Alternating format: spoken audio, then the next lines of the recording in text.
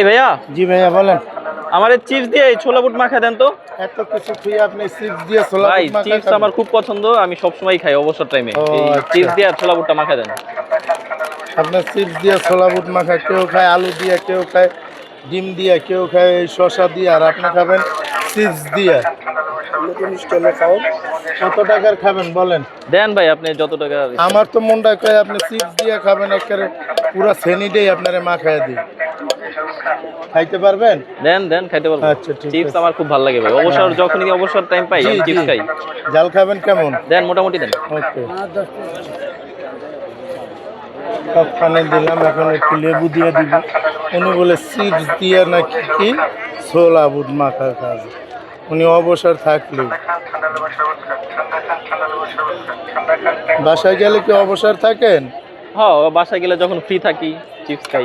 বাসায় কেউ নাই? কে থাকবে ভাই? হুম?